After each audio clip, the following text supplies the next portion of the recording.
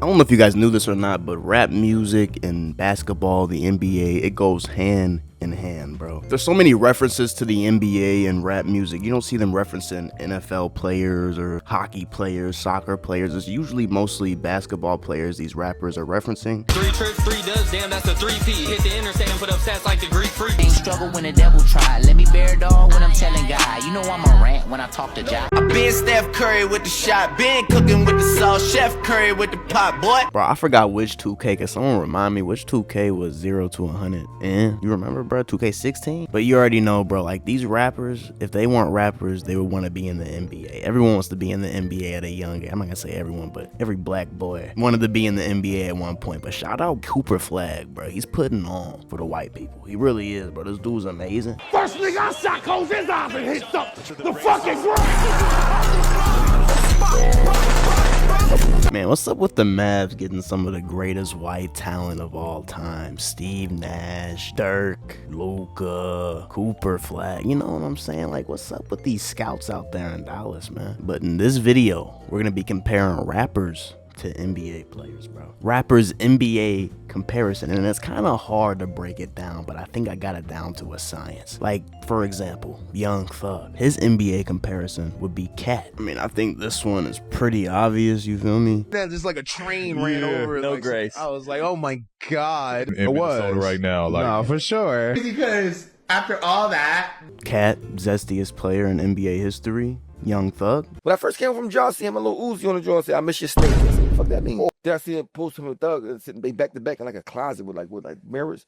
I miss your snake. I miss your snake too. I said, ooh, what the fuck is Zestiest rapper of all time. Young Thug. I always knew I wasn't gonna be gay. But let's get to like a more serious comparison, bro. Let's start off with Juice WRLD, which no doubt if Juice WRLD didn't pass away, he'd be one of the top rappers today. His style was unique. He was actually a great lyricist, you know what I'm saying? I know old heads would probably hate on Juice WRLD music. If they listened to it, they would think it's probably the worst shit they ever heard. No doubt this dude was talented and he was on the projection to be a superstar, bro, no doubt. And I think his NBA comparison, the perfect comparison for this dude would be Drazen Petrovic. Now, you might not know who this is, but this dude was gonna be a Hall of Famer if he didn't pass away. His last season in the NBA, he averaged 22 points per game and finished on the All-NBA third team. And you got people like Reggie Miller saying he's one of the hardest people he's ever guarded. Not a lot of people knew Drazen. He was The hardest guy and the most frustrating guy I ever had to go against. People like Vernon Maxwell, who said he'd rather guard Michael fucking Jordan than Drazen Petrovic. Drazen Petrovic?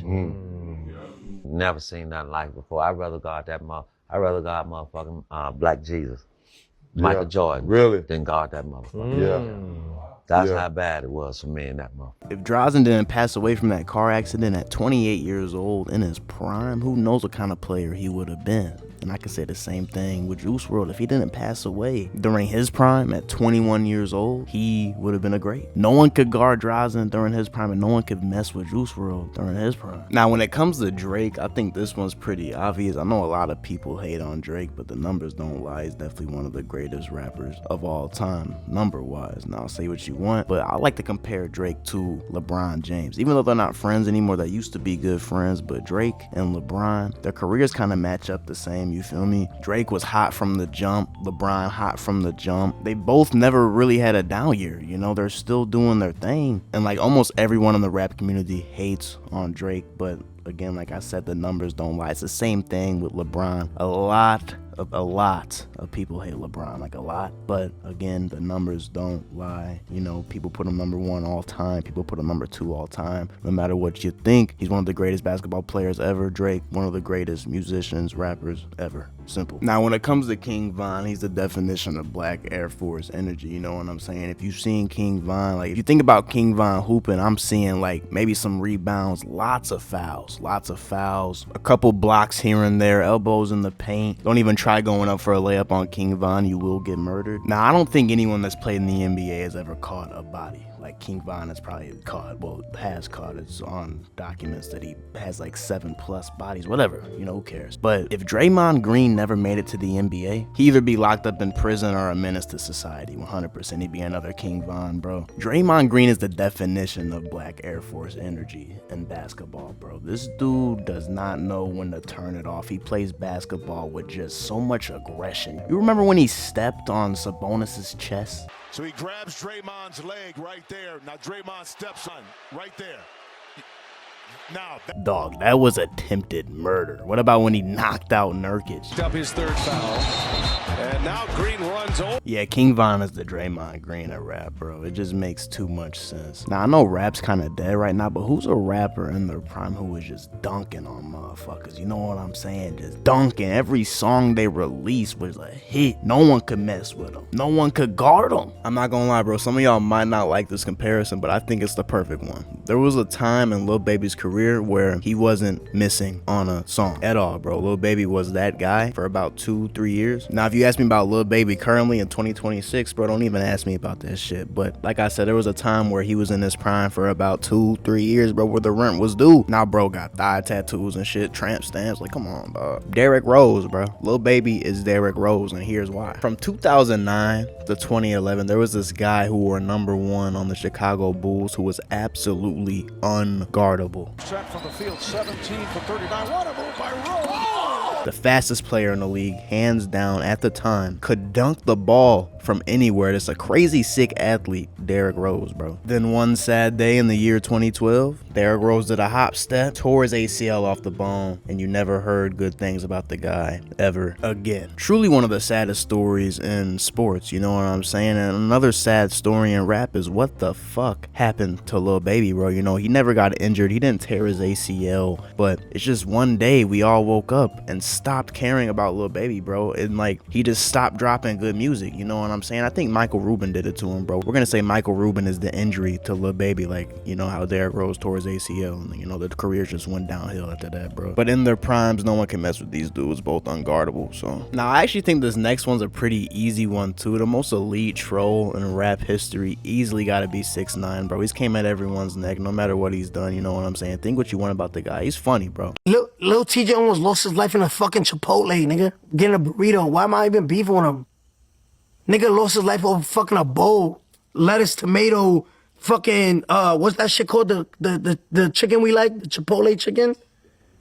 Nigga almost lost his life over fucking some Chipotle chicken. Nigga, I'm not beefing with you. He's funny. He's just trolling the rap game. He's trolled his way into making millions of dollars. Now, if we're comparing 6ix9ine to an NBA player, the most elite troll in NBA history would be Dennis Rodman. And we're not comparing these two because of the hair, even though it would make sense. The stories I've heard about Dennis Rodman's mind games he would do to people during, you know, an NBA game are ridiculous, bro. He would like slap people on the ass, you know, try to just play with people's manhood and would completely throw the other opponent off of their game. Dennis was a machine. He could guard anybody on the floor. He had the psychological games. He'd get in your head. Before the game, you give him a dap. He squeezed my ass a little too. It wasn't like, what's up? It wasn't like, let's go. So now you're thinking. We had no answer for him.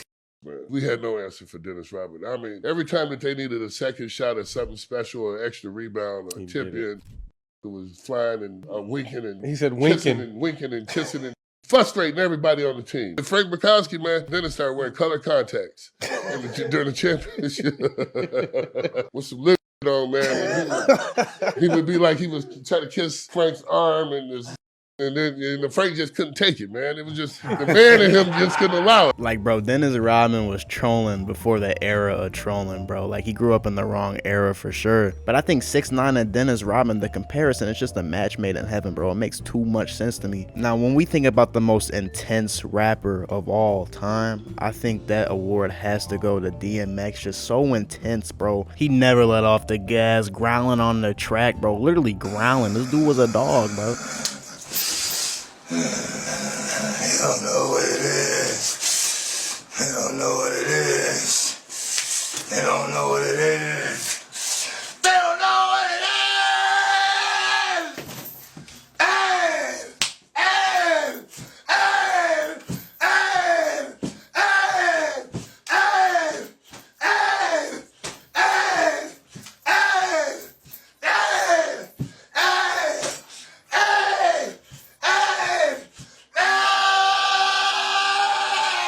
Nah, I think easily one of the best comparisons to compare DMX to NBA-wise would be Kevin Garnett, bro. Easily one of the most intense NBA players of all time. Every game KG played, there was so much intensity that he brought on that basketball floor every single night. You don't see players like him anymore whatsoever. One of the funniest videos of all time is when KG had to hold himself back from wanting to kill another player on the basketball court. I mean, the dude made fun of Tim Duncan's dead mother during a basketball game.